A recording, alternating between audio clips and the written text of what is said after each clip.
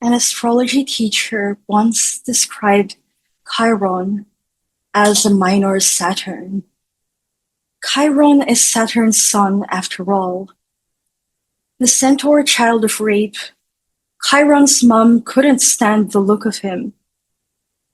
Saturn's son, he was drawn to teaching, medicine, community service, and a life of cultivation, making him a pariah among the more archetypally libertine, appetite-driven centaurs.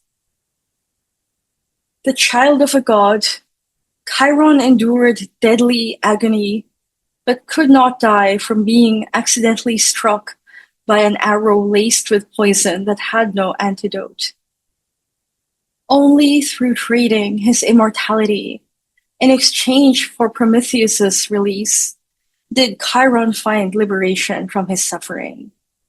Wounded healer is the phrase most popularly associated with Chiron. It is convenient to associate Chiron with the wound. In the 10th house, the wound lies in career progression and professional ambition. In the 7th house, in long-term one-on-one connections.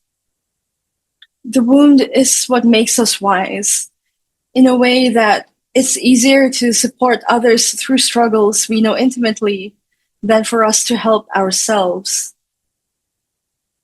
I'm much more interested in Chiron as a survival strategy, as a methodology of self-remaking from the raw material of circumstances beyond one's choices.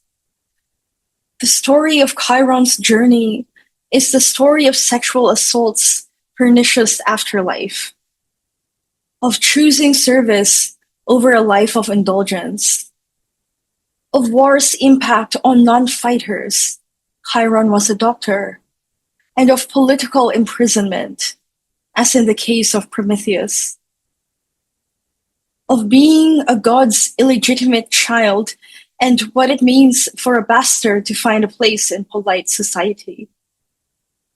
Chiron has just entered Taurus and is here until early 2034. Ruled by Venus, this Chiron transit questions your understanding of beauty, nature, luxury, consumption, aesthetics, stability, sensuality, and security. Chiron in Taurus invites our curiosity about survival needs, scarcity, and satisfaction. If Taurus is your 2nd house, this Chiron transit is about possessions and personal resourcing. If Taurus is your 11th house, this transit is about the scenes you're in, your networks and communities, the weak links through which you build your public life. If you were born between 1976 to early 1984, this is the season of your Chiron return. Unlike other outer planet returns, many people do live to see their Chiron returns. If this is you, how can you reflect on your inner growth journey with compassion? Are you happy about the person you are, spiritually speaking? What compromises did you have to make to survive capitalism? How have you had to cope with heteronormativity and shame? How can you look out into the rest of your life in a way that's more intentional, more aligned with how you wish to blossom? Are the people currently in your life the people who affirm your highest self? If you have the sun, moon, or rising sign in Taurus, or a fixed sign rising like Leo, Scorpio, and Aquarius, this transit might be felt as an invitation to face your ideas about pleasure, culture, and what it means to exist as a body on a planet like this. How many of these ideas how many of these ideas are those you've embraced with purpose?